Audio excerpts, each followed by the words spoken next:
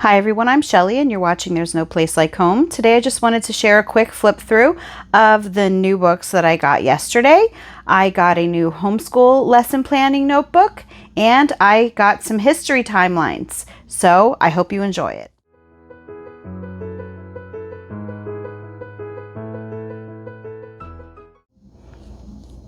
I'm going to start with the homeschool lesson planning notebook, and for those of you who have been watching my channel for a while, you know that I usually do things really simply and I just do them with a composition notebook, just the kind that you buy at the Dollar Tree.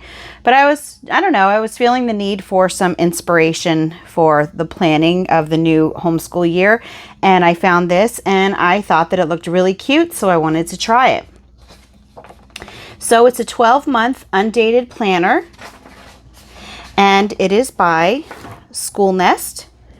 And as you can see, there's an index here, and it says year overview, curriculum overview, classes, field trips, book list, curriculum progress trackers, attendance tracker, 12 months of monthly brainstorm, undated monthly calendar, monthly reflections page, 4 weeks per month of weekly goals and notes, weekly schedule, weekly lesson plan, weekly reflections page, daily details, 6 per week, and end of the year reflection.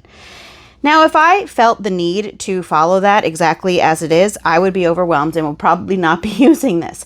But I tend to just make everything fit my needs, and really that's what anyone can do who uses any sort of lesson plan book. So I did start writing in it a little bit, so you will see some of the ways that I'm going to be using it, but the point of this video is just to give you a flip through so that you see what's inside. So this page actually says index, but I used it just to kind of put an overview of what our seasonal homeschool year is going to look like. Just a reminder of, what weeks we're doing what and what each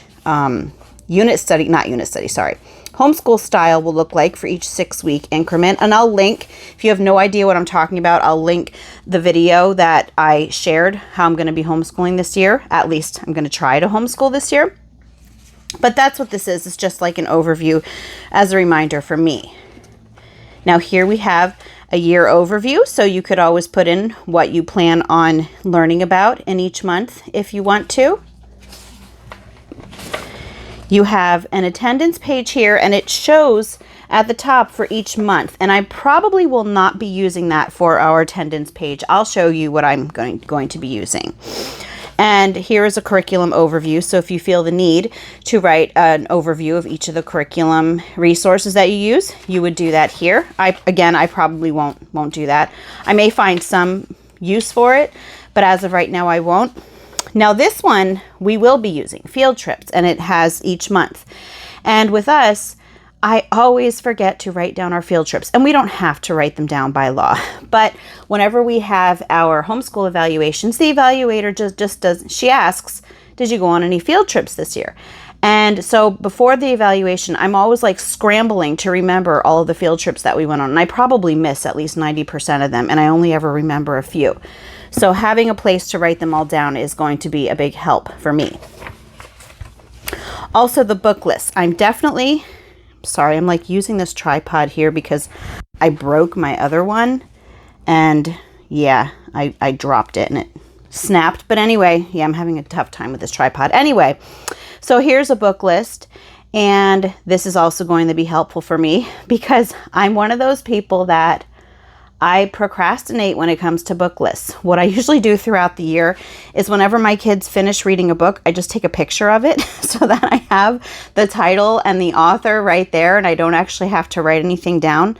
But then at the end of the year, we are required to keep a book log, and I always end up having to scroll through all of my pictures for each child to find out the books that they read. And yeah, it's not good. It's nice when you're doing it at the time, but then when you're typing it all up at the end of the year and spending, 2 hours for one book list when you've got 7 to do, not fun. Anyway, so I'm going to be putting my book list here. Now, what I usually do for my book lists is I will write the title of the book, and then behind the book, I will write down the initials of the child who read that book. That way I don't have to keep separate ones. And it's just easier for me because we do use so many of the same books, especially with Read Aloud. Okay, and here's the curriculum progress, and this is actually what I'm going to be using for attendance. And really, I don't even keep attendance at this point in time because I know that we do 36 weeks of 6-week increments, so that equals 180 days. But if I do decide to do that, because it's really just like marking off the box, this is what I would use.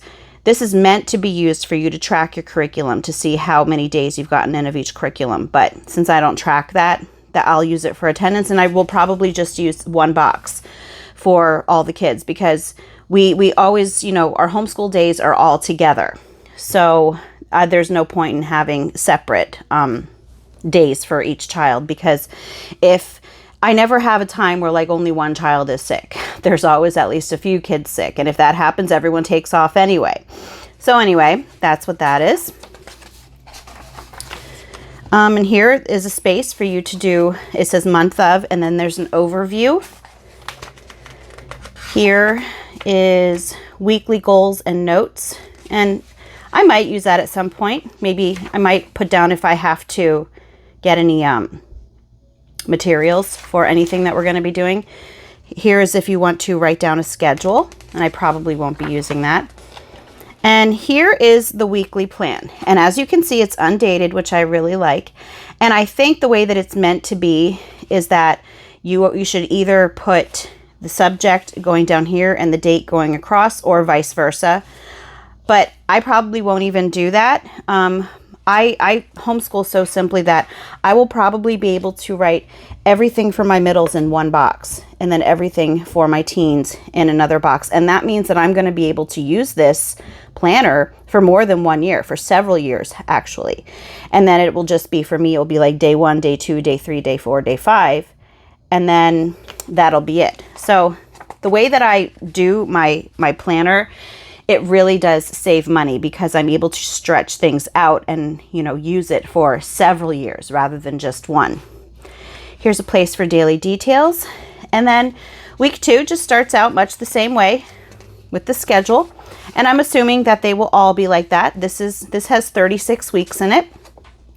So let's just take a look in the back and see. Oh, hold on, there's a weekly plan.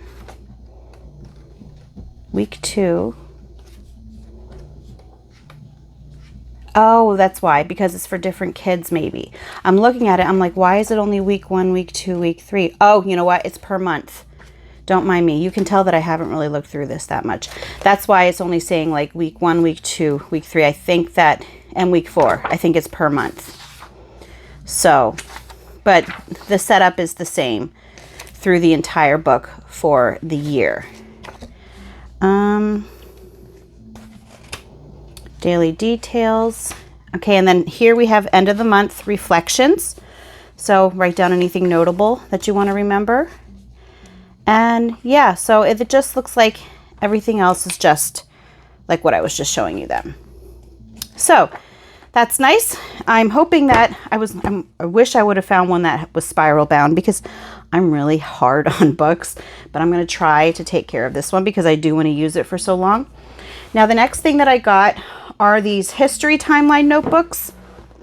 Now, I only got 2, even though I have 7 kids who are, you know, still being homeschooled this year, but that's because I have one book for the teens and one book for the middles, rather than getting them all their own separate books. Since they do so much learning together, it makes more sense just to use one book for each group. Now, I was doing my own timeline a few years ago, and I actually kind of fell out of the habit of doing it because I was making it as I went along, and it just, I don't know, it just kind of got redundant for me. So when I saw these, I actually found these on Amazon, and actually that's where I got the other one too. And I'll leave the links for both of these in the description box. But having it already made, I think, is going to motivate me more to kind of keep up on it. So this says History Timeline Notebook. And down here it's My History, Prehistory, Ancient Times, Middle Ages, Early Modern, and Modern. And it's made by the same company as, and actually that I didn't do that on purpose. I think that I actually saw these at the bottom of the page when I ordered the notebook, and that's how it ended up being from the same publisher. So there's the table of contents. And this is just going to be really simple. Now for my history, so this is for, I'm assuming maybe if you're doing like your family history or your own life, and then you would put your own years in for the my history section. And prehistory also is not dated, because prehistory, if you remember, was the time before things started getting written down. So dates are iffy in prehistory. But for the rest of it, and it does have, before each time period, it has an area where you can draw. So here it says like the best of ancient times. And they can draw notable things that happened in that. I'm just looking. Yeah, it's prehistory, and then it goes right to ancient times. So, and then as you can see, it starts out with 6000 BCE. And so what your kids can do is, if they learn about something, say that happens in, my kids, yeah, we won't be doing that. But say if they learn something that happens in, here we're in the best of the Middle Ages, just say 570. Then you would, either write something about what they learned about that happened at that time, or maybe they could draw a picture, or maybe they could even cut out like clip art and paste it in there. And this is just to kind of tie together everything that you're learning. And I find that the timeline notebooks are really, really helpful for if you are not learning history in a linear fashion. I think that sometimes it's hard to learn in a linear fashion. If you're only learning about one country, I think it's easier, but sometimes, at least the way that I learned it in school, we never really understood that there were different things happening around the same period in school. And so we never had that tie-in together. So what I'm hoping is that if we have everything in this timeline book, my kids will be able to better make that connection that, hey, it's not just stuff that was happening in America in 1776 or in 1850, but it was happening all over, and these are the things that were happening, and then they will be able to see them side by side.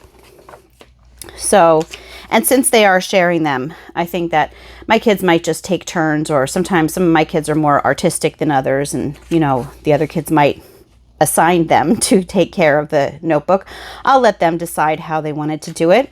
But anyway, I just wanted to give you a quick look, and really it just looks the same throughout the entire thing.